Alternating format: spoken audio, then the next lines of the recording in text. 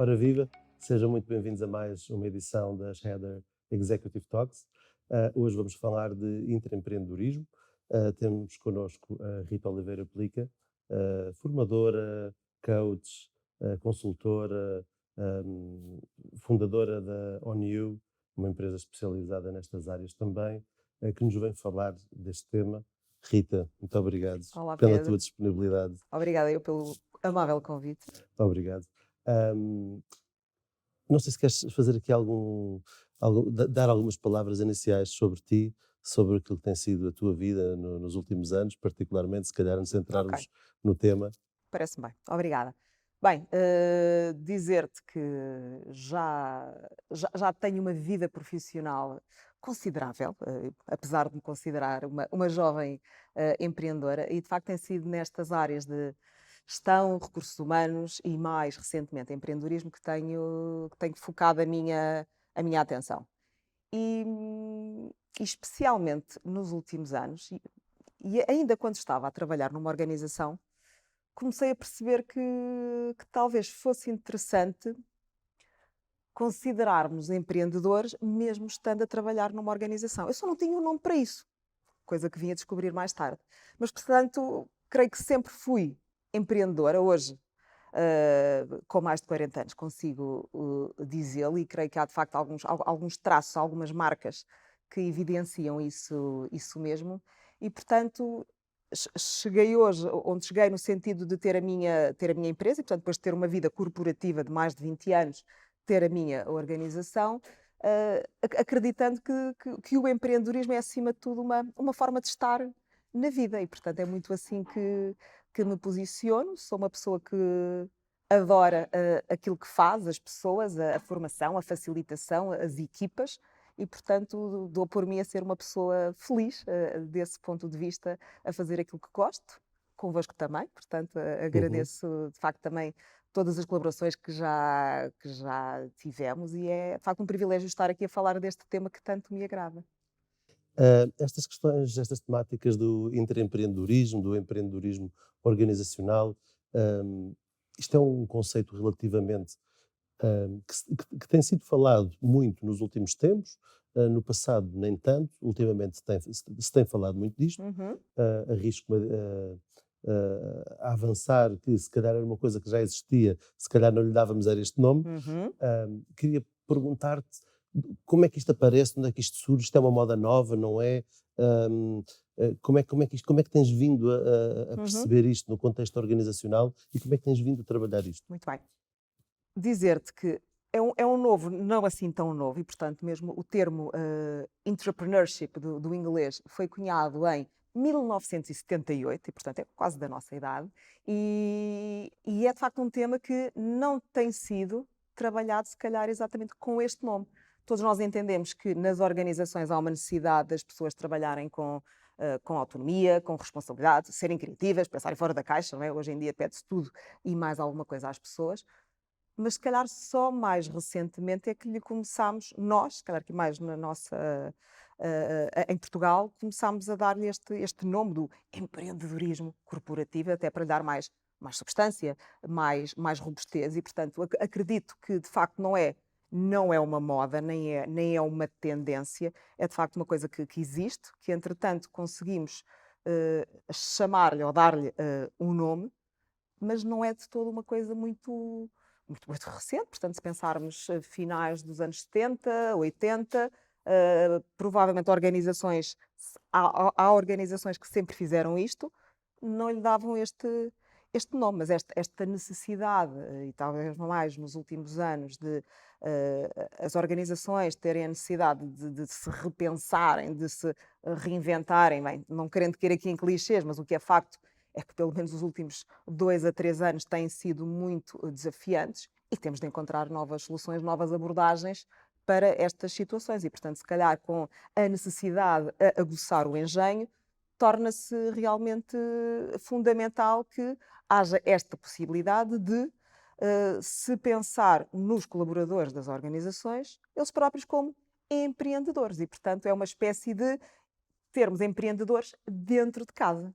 E portanto acho que o conceito em si é é fascinante e é muito útil, acima de tudo, muito útil, não só para os ditos colaboradores, mas também para as organizações e especificamente face ao momento que estamos a atravessar. Eu diria, portanto, olhando para o conceito, eh, os resultados organizacionais terão naturalmente a beneficiar com isto. Em termos de proposta de valor, do chamado EVP, do Uhum, Employee Value uhum. Proposition, acaba por também haver aqui uma cartada que as organizações jogam para atrair os melhores colaboradores. Como é que como é que esta história do empreendedorismo organizacional pode ajudar as empresas e também as pessoas? Muito bem. Há de facto vantagens para ambos os lados, não só, como mencionaste, as organizações estarem posicionadas deste lado do empreendedorismo e, portanto, serem de facto mais ágeis, mais eficazes, mais rápidas nas suas respostas e, portanto, do ponto de vista da proposta que pode ser feita aos seus futuros colaboradores, eu diria que é muito interessante se te derem a escolher onde é que queres trabalhar, num sítio maçador, onde és controlado, não podes fazer nada, ou, por oposição, num sítio onde sabes que, se calhar não é uma carta branca, mas dão-te espaço, dão-te margem de manobra para poder estar a fazer algo, a desenvolver as tuas ideias, a colocar as tuas ideias em prática, a lançar novos produtos, novos serviços, repensar processos, o que quer que seja, provavelmente sentes-te muito mais confortável tendo esta autonomia e esta capacidade de fazer acontecer. E, portanto, se me perguntasses,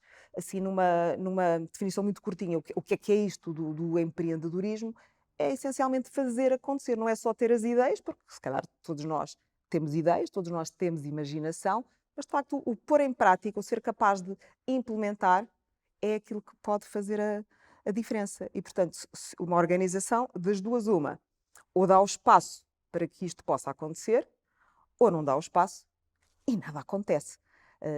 E, portanto, repara que eu diria que é muito deste equilíbrio entre as organizações, hoje em dia, precisarem cada vez mais de atrair talento e um talento bom, não é? Portanto, fala-se muito na guerra do talento e, portanto, que talento é que estamos a atrair, mas também a dada altura percebermos que há um momento na jornada do colaborador que temos de pensar como é que vamos fidelizar as pessoas, garantindo que estas têm de facto um espaço onde gostem de estar, que estejam motivadas e, portanto, que se sintam inspiradas a poderem contribuir para o propósito da organização. Portanto, eu diria que nem é somente um ato puro de altruísmo, mas pensando que também do ponto de vista, um certo egoísmo organizacional, não sei se existe este termo ou não, pensarmos que de facto se eu conseguir criar as condições para as pessoas ficam. E, portanto, quanto mais não seja, eu diria que é uma forma inteligente de podermos trabalhar na dita retenção das pessoas. Se eu pensar em mim enquanto colaborador e eu conseguir ter no meu departamento, na minha área, as condições para que eu possa trabalhar realmente como tal empreendedor, em que eu consigo perceber que perante as adversidades, perante as situações que vão surgindo, eu tenho a capacidade não só de desenvolver ideias, mas de as colocar em prática, perceber se funcionam, se não funcionam. Posso falhar? Posso.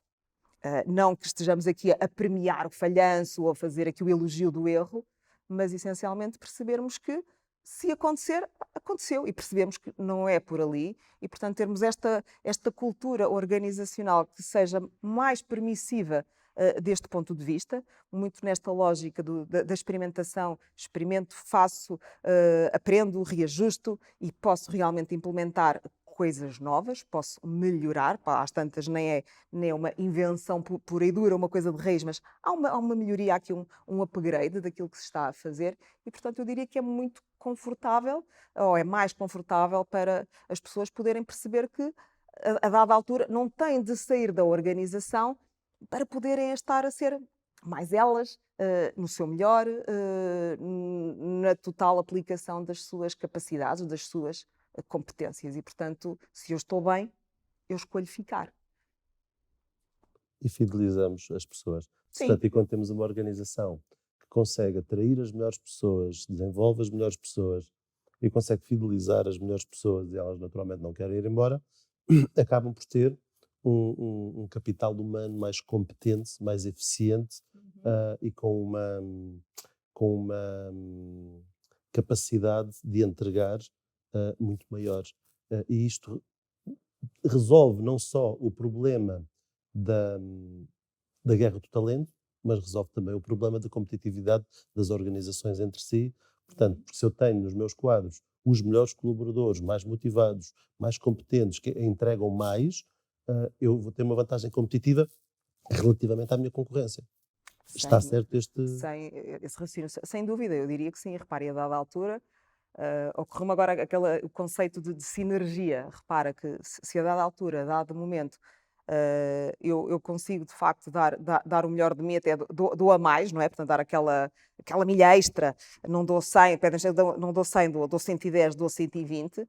É diferente de ter pessoas, umas a dar 80, outras a dar 70, outras por aí afora, e portanto, quando conseguimos realmente dar mais, porque percebemos que também há retorno, há feedback positivo que vem daí, que de facto estamos nós próprios a fazer parte de um todo e de um processo. Portanto, eu posso usar as minhas competências, existindo aqui este efeito contágio, porque repara, se estamos numa organização em que de facto estas coisas verdadeiramente acontecem e eu percebo que posso fazer acontecer, uso as minhas competências, a pessoa que ao meu lado tem outras competências, mas ela própria também o faz, e portanto desta soma de indivíduos, deste somatório de competências, conseguimos fazer com que no fundo as coisas que acontecem só acontecem porque aquelas pessoas estão, de facto, ali a trabalhar de forma colaborativa e bem, e, portanto, quando há este clima de confiança, deixa-me dar-te esta palavra aqui também,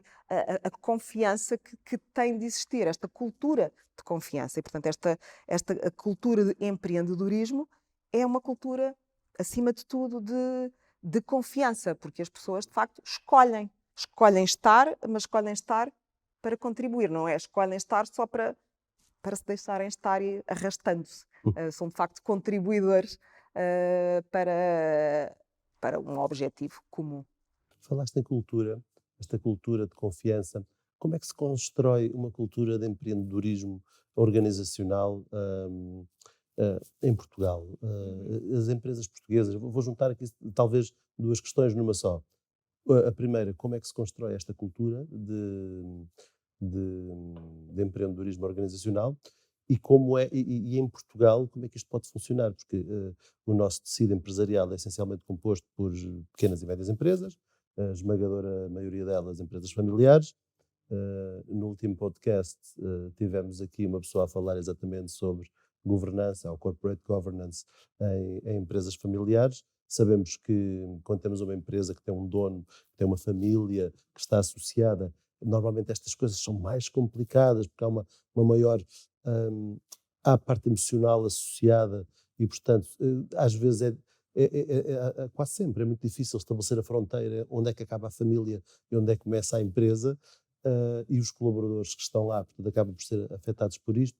Portanto, como é que se constrói esta cultura e em Portugal especificamente, num tecido empresarial composto essencialmente por pequenas e médias empresas, a maior parte delas familiares, como é que isto se pode construir?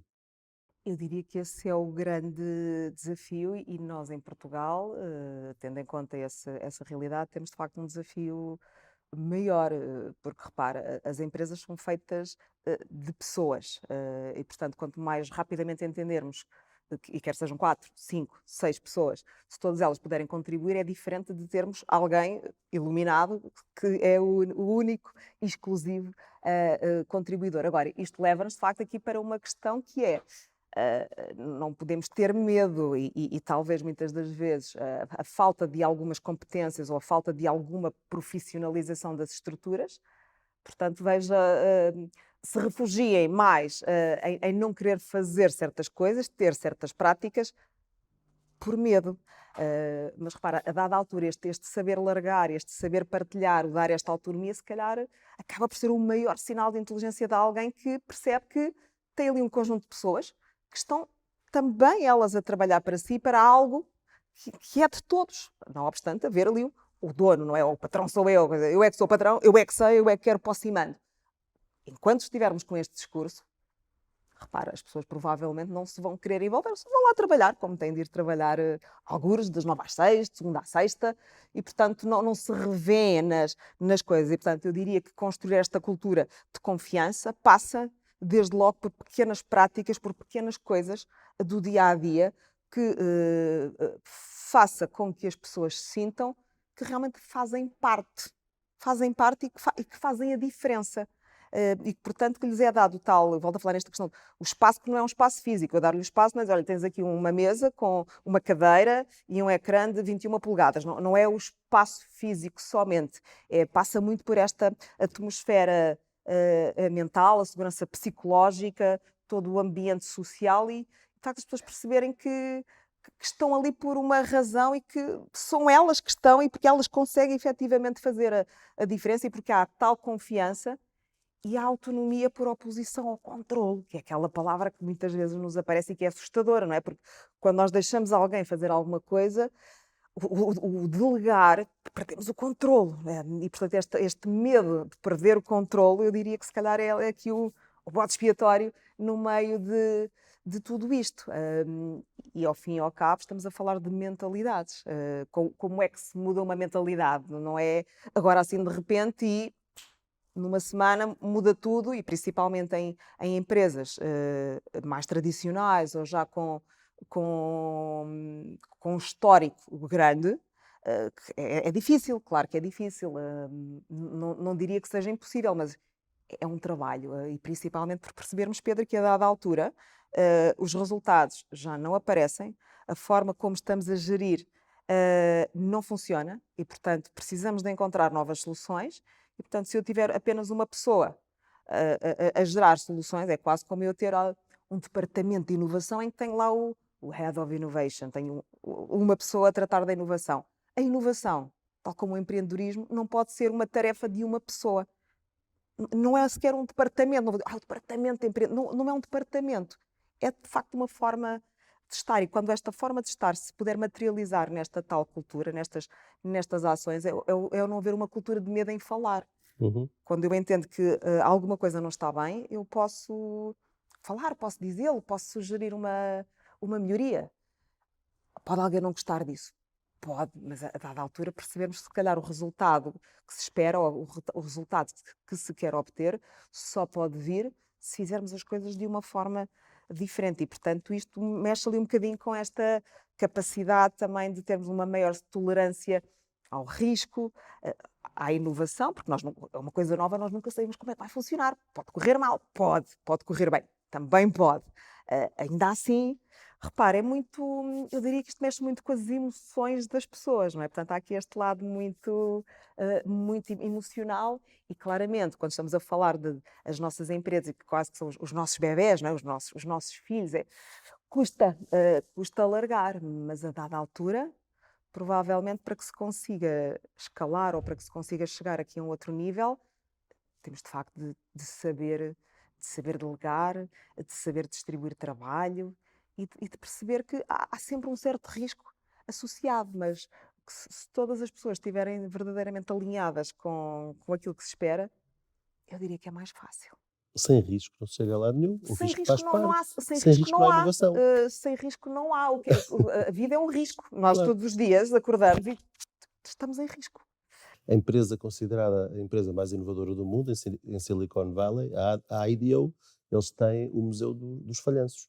E O orgulham-se. mote deles é Fail often, fast. fail fast. Portanto, vamos falhar muitas vezes, mas falhar no início. E não falhar sempre na mesma coisa, porque às Exatamente, tantas a e questão aprender é com essa, isso. aprendermos com isso, mas só não erra quem não faz, não é? Neste dito tão Exatamente. português. Se eu nunca fizer nada, estou seguríssimo, mas nada vai acontecer. E aquilo também que disseste sobre o tal iluminado que é responsável por aquela área, houve um presidente americano, já muito antigo, agora não me lembro o nome, que disse: eu não uso apenas o meu cérebro, mas todos aqueles que possa pedir emprestados. Portanto, quando temos num grupo de trabalho 10 pessoas a contribuir, os resultados vão ser muito melhores do que haver só um cérebro iluminado a pensar numa forma de fazer aquilo. Sem dúvida, e portanto, esta ideia da a tal inteligência coletiva, porque todos nós somos inteligentes à nossa maneira, temos Uhum.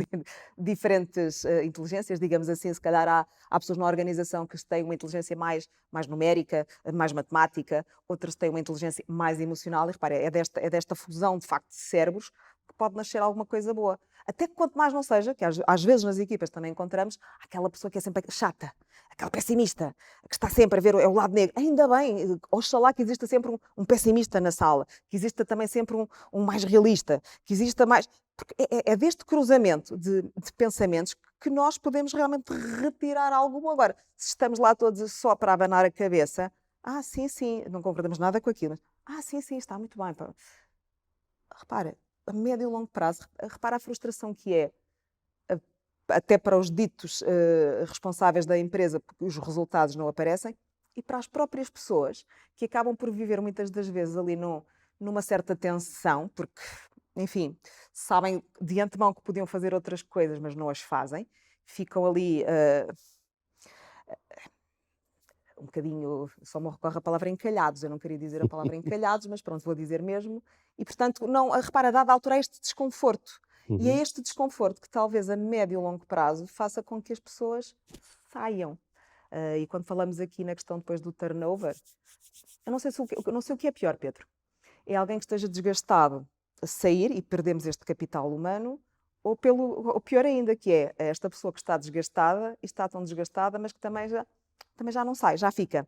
E portanto, termos esta massa humana presentista Aquelas pessoas que se demitem sem sair da que estão organização, lá, a porque cabeça não têm. está, mas de facto está lá o corpo, há a questão do contágio, porque nada funciona, nesta organização nada funciona, nunca me deixam fazer, nunca isto, nunca nada. Mas o que é facto é que ficam.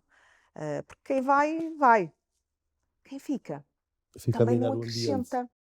Eu conheço uma pessoa que se chamava essas pessoas o musgo organizacional. Ai, adoro. Musgo, é que chegam ali, agarram, não vão a lado nenhum, Tipo ficam lapas. ali, tipo lapas, ficam ali agarrados e ficam a minar.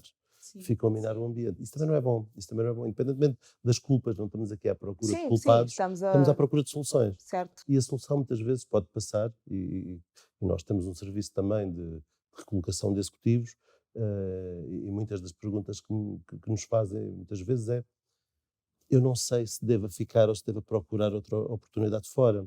E temos alguns casos de pessoas, e tivemos agora um caso de um grande sucesso, muito recente, de uma pessoa que queria muito sair e de repente surgiu uma oportunidade interna na organização, numa outra área, num outro departamento, com outras pessoas, que está a funcionar muito bem.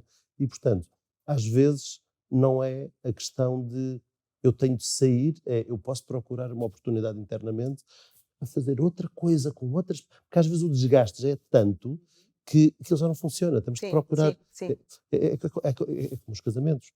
Às vezes chega àquela altura que já não dá, mas vale ir cada um para o seu lado e recomeçarem. Uhum. E no mundo organizacional acaba muito por ser isto. Também há bocado disseste sobre os líderes, que eles é que sabem e que toda a gente está lá a dizer que sim. Agora, eu hoje estou para frases feitas. Líderes que não ouvem vão acabar por se ver rodeados de pessoas sem nada para dizer. E, portanto, eu conheço empresas, e já trabalhei em algumas, em que as pessoas vão lá para dizer que sim ao líder. O líder e os líderes vão fazer reuniões de brainstorming sobre temas, mas já levam as decisões tomadas. À partida está feito, exato. E, portanto, basicamente vão lançar ideias e vão Vão ter a confirmação daquilo que queriam. vão tentar direcionar as pessoas para o caminho que eles predeterminaram já antecipadamente. E, portanto, e as pessoas não são parvas, e passado algum tempo percebem, então não vale a pena eu dar a minha opinião porque a decisão está tomada. Portanto, eu vou dizer que sim a tudo. E, portanto, isto é péssimo para as organizações.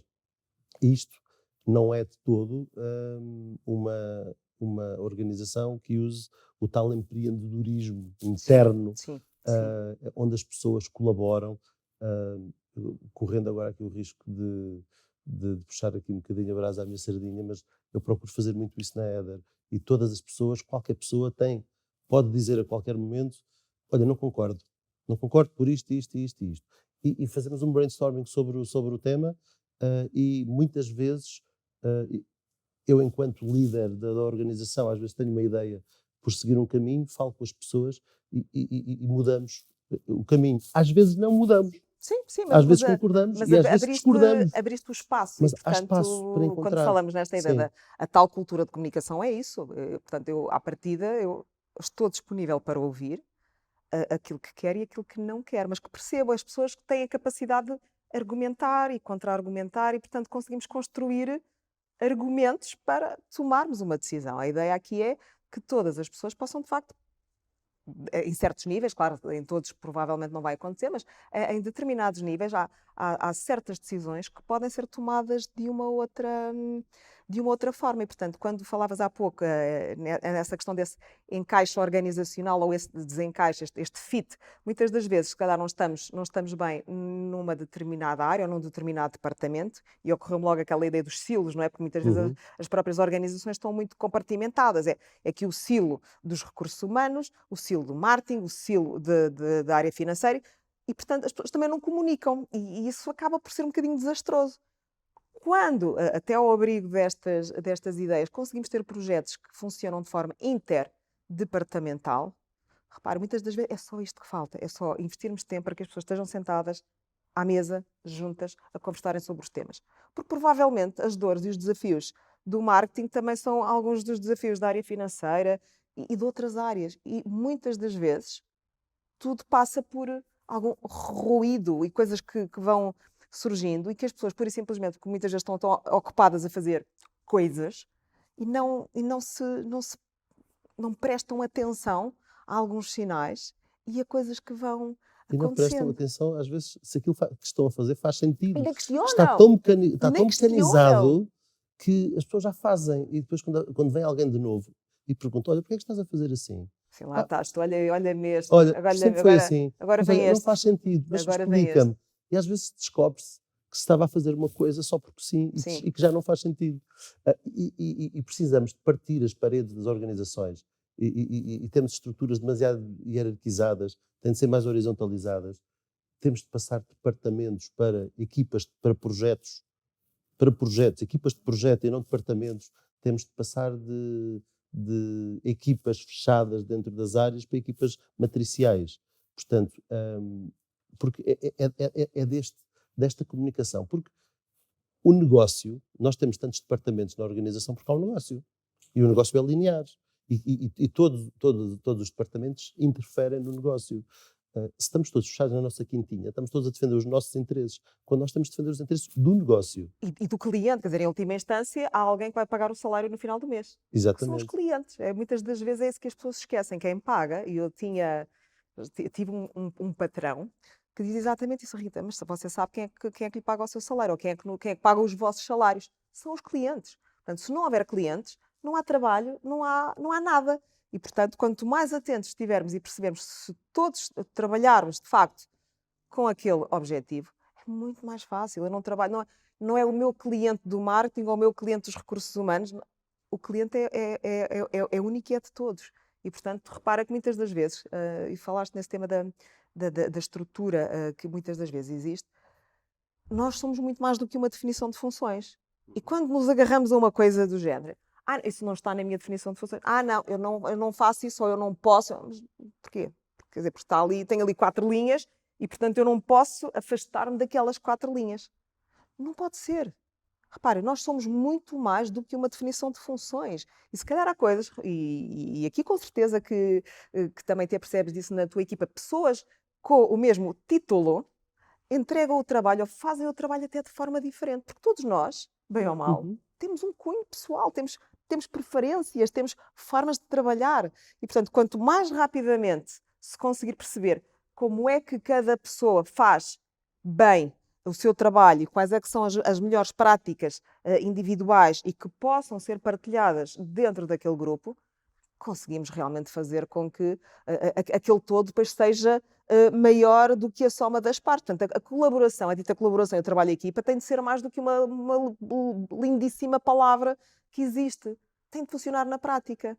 Eu só penso muitas das vezes, sabe, naquela ideia do o colaborador do mês. Como é que alguém promove uma cultura de colaboração com o colaborador do mês? Não é o colaborador do mês, porque é alguém E os outros? Repara, há aqui todo um conjunto de ideias que... tenho aqui a nossa política de motivação, é esta, está aqui. É uma coisa que é igual para todas, mas se calhar nem toda a gente se motiva só Com por aquilo. aquilo. Eu só queria que me deixassem fazer coisas, eu só queria ter mais autonomia, eu só queria, se calhar, ter um horário mais flexível, eu só queria...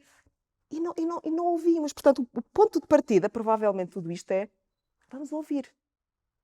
O que é que as pessoas realmente privilegiam? O que é que eu tenho para dar? Claro, repare, eu estou também do lado das organizações, a pensar no interesse das organizações, como é que eu posso ter pessoas realmente mais motivadas. Eu não vou assumir.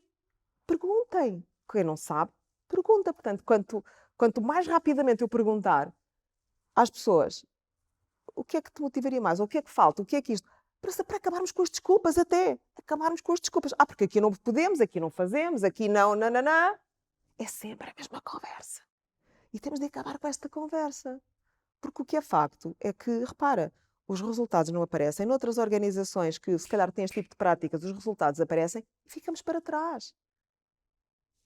Nós, os consultores, estamos aqui para ajudar as organizações a atingirem os seus resultados. Os resultados atingem-se através de pessoas. Quanto mais felizes as pessoas estiverem, mais produtivas se tornam.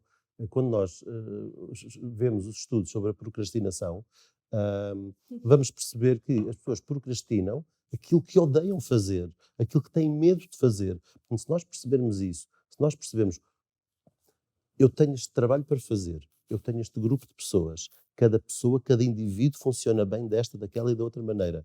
Como é que eu ponho estas pessoas todas, cada um com as suas particularidades e com as suas preferências, a trabalhar em conjunto, em função daquele objetivo, é o segredo para atingir um negócio. Parece-nos tão óbvio, mas na Parece verdade não. óbvio. Mas o que é que se está a passar? Porquê é que não acontece?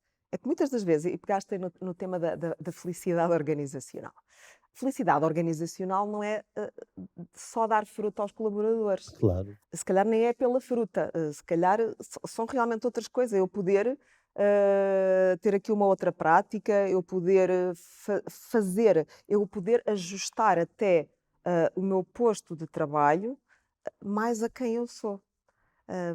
Eu sei que isto pode ser um bocadinho controverso, mas também há um nome para isto que é o chamado job crafting, ou seja, eu, enquanto indivíduo, eu sei que tenho competências, tenho preferências e tudo mais, e sei que tenho uma missão, claro, tenho um trabalho a fazer, mas que eu posso encontrar uma forma de fazer melhor aquele trabalho. A pessoa que está aqui ao meu lado, a questão dos horários, muitas das vezes. Porque é que temos todos de estar presos a um horário das 9 às 6? Quer dizer, que antes das 9 não se passa nada, não há, e depois das 6 também não.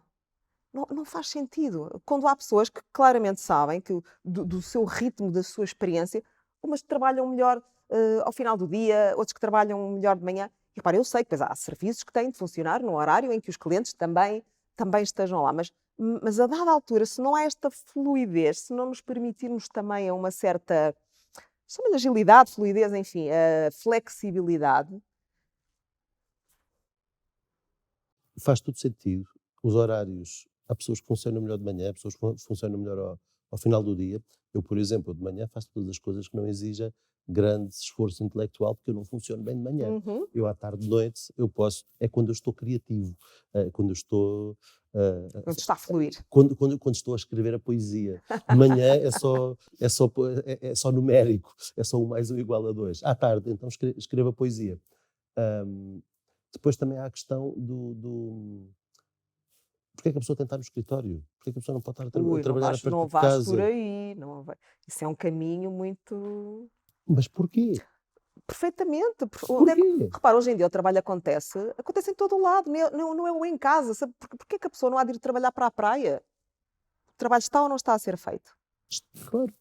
Em que é que nós nos focamos? Claro. É no Como é que modus nós... operandi ou... Agora, há pessoas que gostam de ir para o escritório e que preferem ir para o E escritório. deixá-las, e que A está muito questão aqui bem. não é híbrido, não é, ou é misto, ou é isto, não, é o que a pessoa quiser, é o que for mais, o que funcionar melhor com cada uma das pessoas.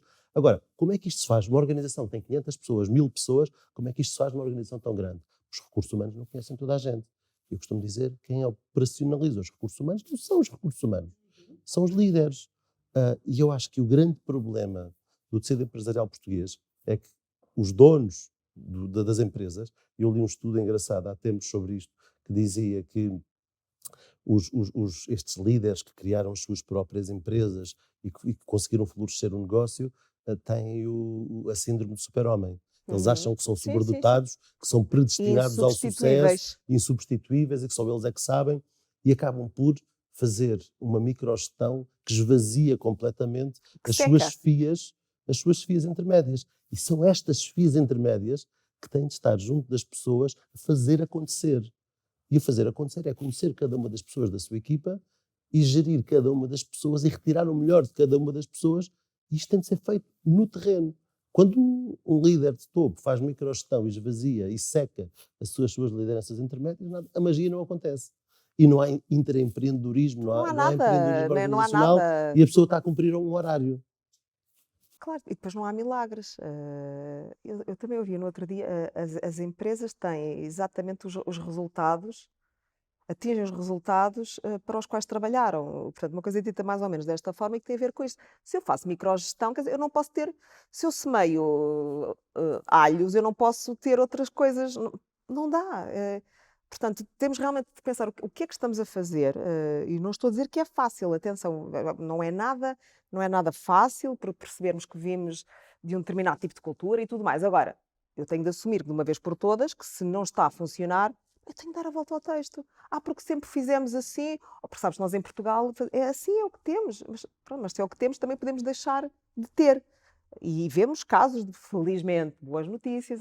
Há muitos casos de empresas bem-sucedidas no mercado português que, de facto, já deram provas de como isto pode funcionar. E, portanto, não precisamos de agora ir todos para Silicon Valley ou de fazer disto Vou o fazer, Silicon deixa-me Valley. fazer-te uma pergunta, aqui uma pequena pergunta, meio provocatória e de difícil resposta, que é, hum, muitas das empresas, e começou mais com as empresas tecnológicas, começaram a preocupar-se com as pessoas, com a felicidade das pessoas, com serem um best place to work, que preocuparem-se que as pessoas hum, que as pessoas estão verdadeiramente felizes, motivadas e satisfeitas na execução das suas tarefas, das suas responsabilidades profissionais.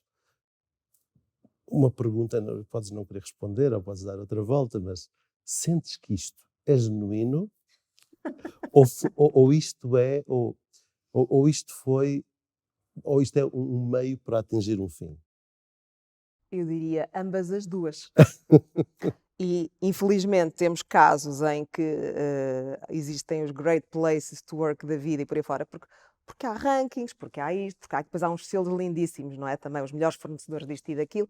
Há coisas que ficam bem, depois também nos relatórios de contas, de sustentabilidade, das nossas práticas. Fogo de vista, muitas das vezes fogo de vista, porque não é uma ação isolada, que a cultura não é uma coisa que se faz num dia. E, portanto, há com certeza que há, Pedro, e que conhecerás várias organizações, como eu as conheço, que fazem esse tipo de estratégias. Como eu os conheço, como eu sei que tu as conheces, por isso é que eu te fiz a Pronto, pergunta. precisamente. Outras há, e sei que sim, que apesar de não estarem nos ditos rankings, nem aparecerem aqui e ali, têm um conjunto de boas práticas. E é no dia a dia.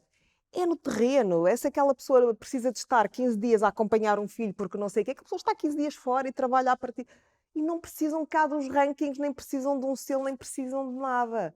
Não é isso. Agora, temos tudo. Muitas vezes, como é que se separa depois aqui o trigo do joio? Eu digo também de uma forma muito simples. Nós conseguimos perceber, a médio e longo prazo, quem é que está nessa maratona ou quem é que está ali a fazer sprints assim de qualquer maneira, porque em alguns casos depois as pessoas percebem que realmente é assim e ficam, e noutros casos percebem que afinal aqueles valores da inovação, do empreendedorismo que estão ali escritos naquela parede, não passa daquilo, só estão escritos na parede. O employer branding funciona muito bem, para as empresas também atingirem os seus objetivos. O employer branding tem de ser justo, tem de ser verdadeiro, porque quando nós fazemos o employer branding para fora, até podemos atrair as pessoas, mas há que pensar que quando estamos a fazer o employer branding para fora, as pessoas que estão dentro também estão a ver as mesmas mensagens e estão a dizer isto não é bem assim. As pessoas falam umas com as outras e cada vez mais, repare, se eu vou trabalhar para um sítio, eu se calhar faço ali uma investigação prévia também. será que eu quero ir trabalhar para aquele sítio?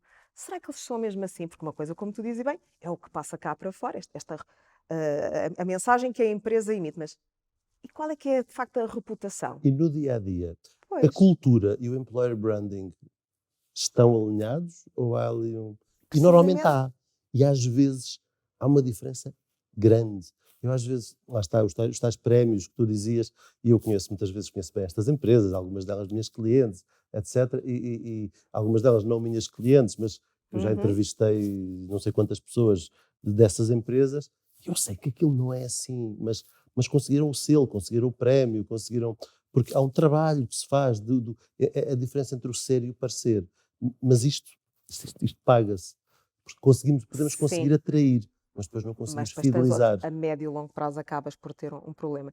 E há aquela frase célebre do Peter Drucker, não é? Quer dizer, a cultura come a estratégia ao pequeno almoço. E eu tenho de ser verdadeira, é que não há outra forma Uhum. de fazer isto, porque eu posso até dizer e tal que vou fazer, mas eu depois não faço. Quer dizer, a cultura é aquilo que se passa no dia a dia, a cultura são as pessoas, a cultura é aquilo que as pessoas fazem, é como se vive, é aquilo que se transpira na organização. Não é propriamente só o que eu tenho ali num calhamaço com a missão, os valores.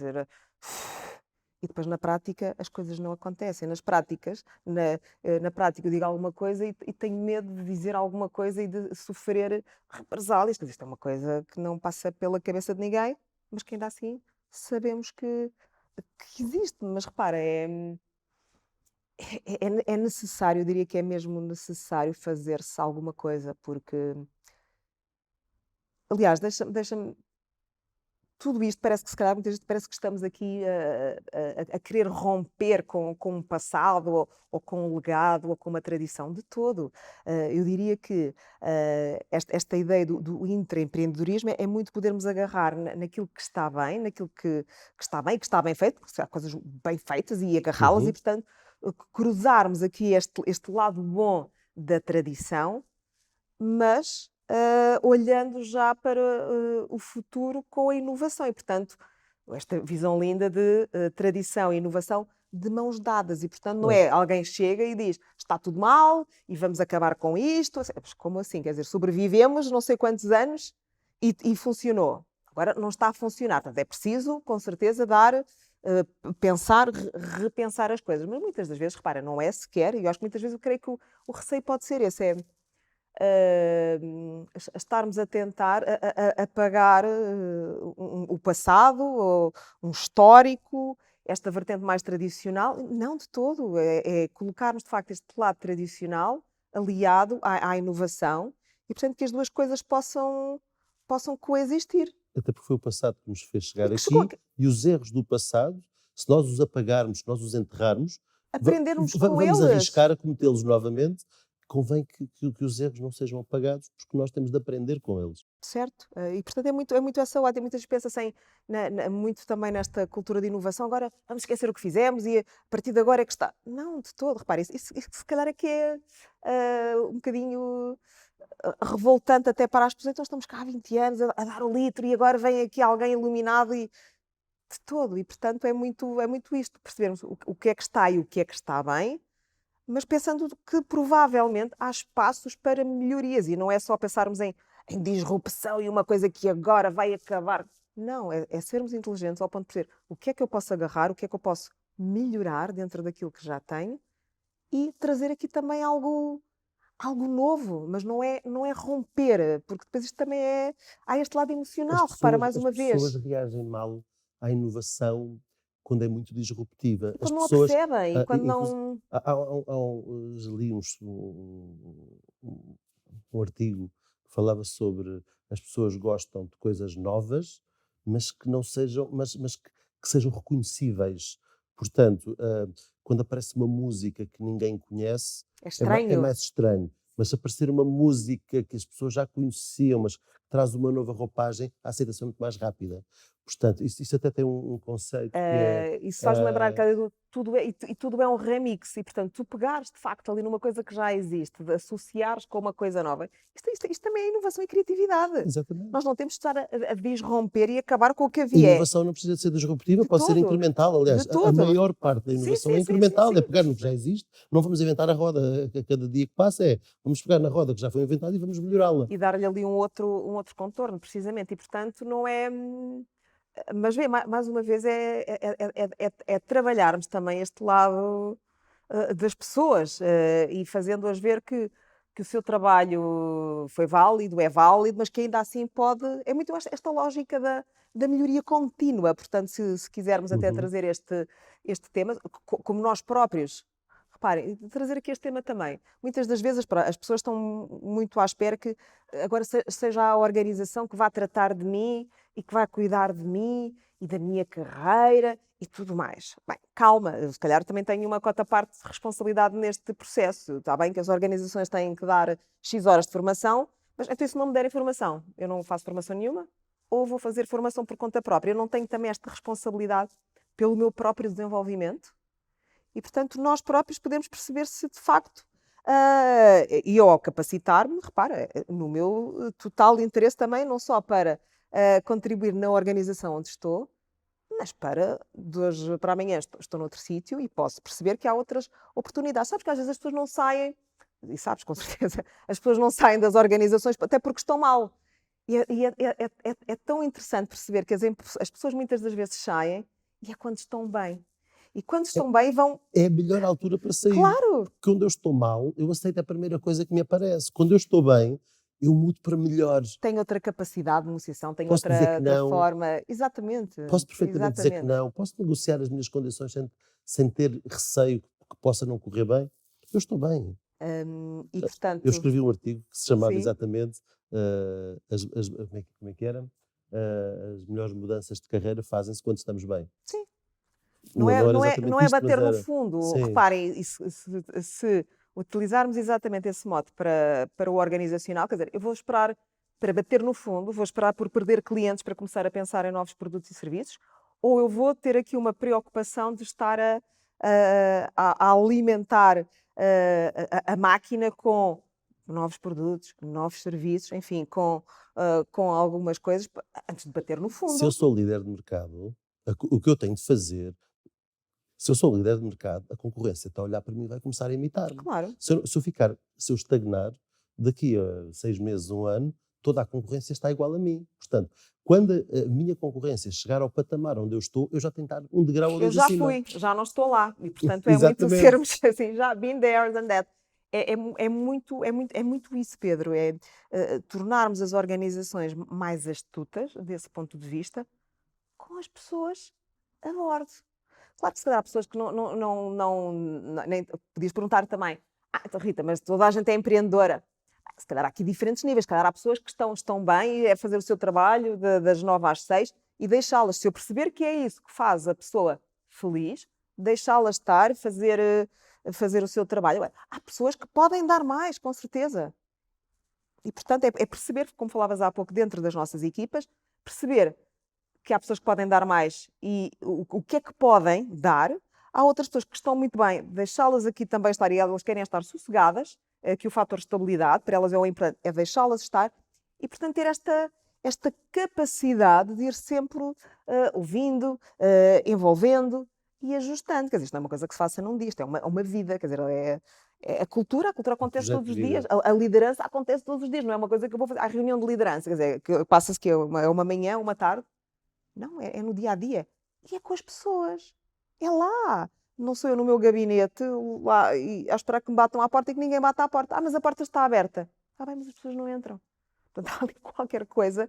Quais é que são os entraves que muitas das vezes existem. Portanto, há bons exemplos, há coisas a acontecer. Felizmente, e estarmos aqui a tratar deste tema hoje, eu diria que é logo assim um bom ponto de partida para que se traga o tema para a conversa, porque na verdade, se não fizermos nada, não se vai passar nada. e falamos tanto destas coisas e de como é preciso repensar, reinventar e tudo mais, mas temos de passar à prática, temos de deixar só as palavras bonitas e passar à ação. Empreender é fazer acontecer, tem a ver com a ação, tem a ver com esta capacidade de podermos implementar coisas estas que podem correr bem, podem não correr tão bem, reajusta, segue em frente, aprende com isso, mas sempre esta ideia deste work in progress, que tal como nós, todos nós somos um work in progress. Não somos Exatamente. perfeitos, não há empresas perfeitas, nem provavelmente vão existir. Agora, podemos com certeza trabalhar para podermos ser sempre melhores. E eu diria que esse é o grande objetivo organizacional. Excelente mensagem. Muito obrigado E com pela esta me tua fico. disponibilidade. Foi uma conversa espetacular, gostei muito. Obrigada, Pedro. Espero que as pessoas que entretanto estiverem a ver também tenham gostado e também possam Comentem que aproveitar, comentem, deixem as vossas ideias também. Muito obrigado por ter estado connosco. Obrigada, Pedro. Encontramos numa próxima edição das Heather Executive Talks. Rita, uma vez mais, muito Obrigada, obrigado. Pedro. Foi um gosto. Até Até à breve. próxima. Obrigado.